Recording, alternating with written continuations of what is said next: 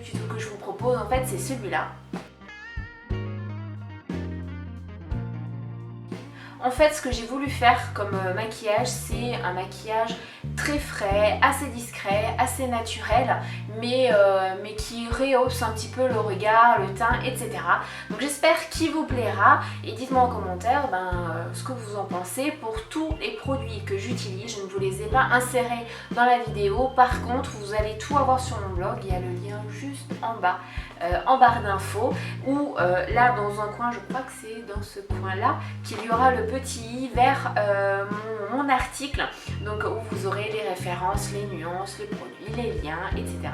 Et vous aurez beaucoup de photos sur mon blog, donc n'hésitez pas à y aller. Je vous embrasse et je vous dis à la vidéo prochaine.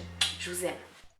On démarre forcément par le teint avec la bébé crème Nude Magique de chez L'Oréal pour peau claire à médium. Donc moi je préfère l'utiliser, l'appliquer en 2 fois pour être sûre de ne pas avoir trop de matière.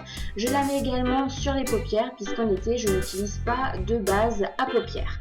Côté correcteur, j'en utilise 2 comme ces derniers temps dans tous mes tutos. Donc le foncé vient de Glam Up en nuance 3 et le clair c'est un anti-cerne de Make Up Forever, donc que j'ai acheté chez Sephora.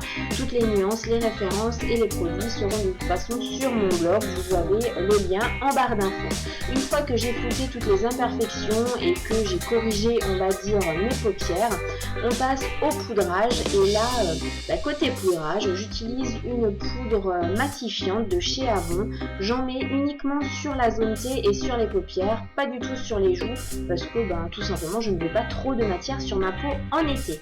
Ensuite les sourcils. Alors les sourcils et moi en ce moment on est en train de se battre puisque celui que je suis en train de faire est beaucoup plus bas que l'autre, donc je sais qu'ils ne sont pas symétriques, mais bon voilà, je suis en train de les structurer petit à petit. M'en voulez pas pour cette symétrie qui est totalement inexistante. Je termine par reflouter pour un effet totalement naturel. Et là on démarre avec la dupe de la Naked 1, le brun mat le plus foncé que je vais appliquer en coin externe de l'œil jusqu'à milieu de la paupière. Voilà, pareil de l'autre côté, je ne fais toujours pas mes tutos que sur un œil, je préfère faire les deux en même temps. Je suis désolée mais c'est ma façon de faire pour les tutos pour le moment. Une fois que c'est à peu près raccord des deux côtés, je prends la dupe de la Naked 2 et je vais utiliser l'argenté le plus clair que je vais appliquer donc à partir du milieu de la paupière, là où je m'étais arrêtée avec le mat, jusqu'au coin interne, et ce sera notre côté lumière de ce make-up. Pareil de l'autre côté, c'est toujours mieux d'avoir la même chose des deux côtés. Et j'accentue le point de lumière, je descends jusqu'au ras de cils inférieur. Avec le brun mat le plus foncé de la Naked 2, je fais mon ras de cils inférieur pour donner un petit peu de relief puisque c'est la seule chose que je mettrai, je ne vais pas appliquer quelque chose dans la muqueuse.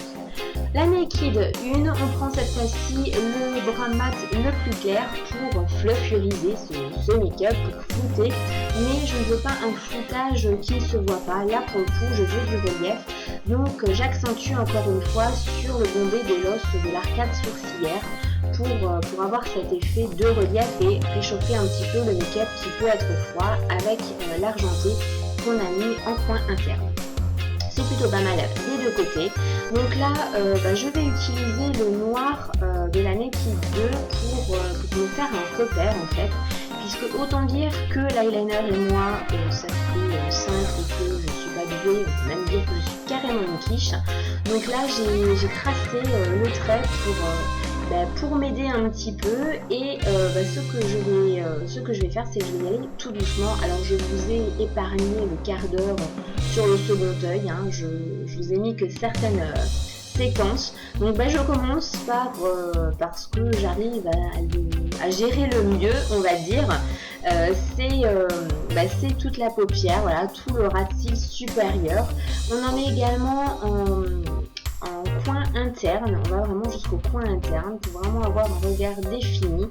Et pour ce qui est du coin externe, j'ai essayé tant bien que mal de faire quelque chose qui était à peu près correct, donc j'ai mis beaucoup de temps, je vous avouerai, parce que ce col là ce cajal est parfait, il n'est pas très pigmenté, donc pour moi c'est juste top, mais il faut s'y reprendre à plusieurs fois.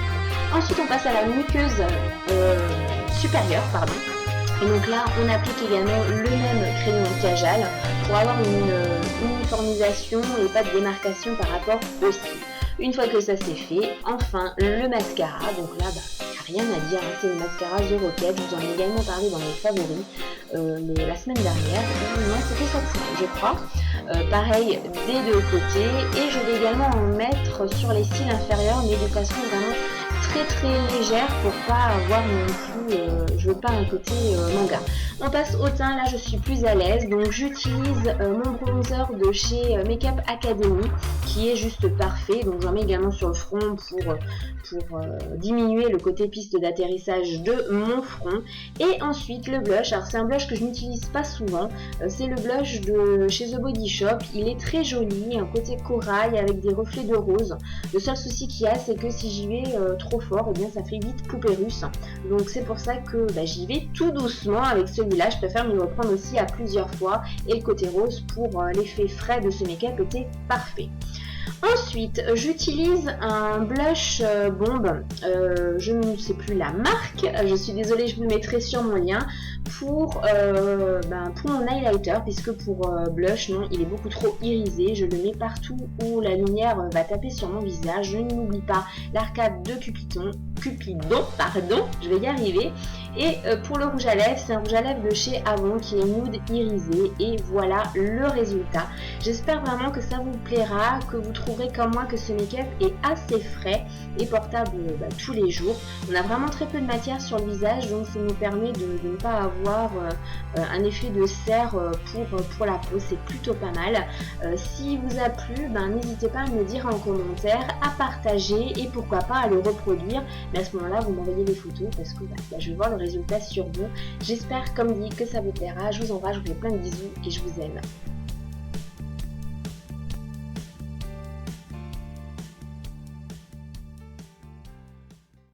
J'adore cette tunique, elle est super légère, elle est en coton, mais elle ne tient pas chaud, elle n'est pas transparente.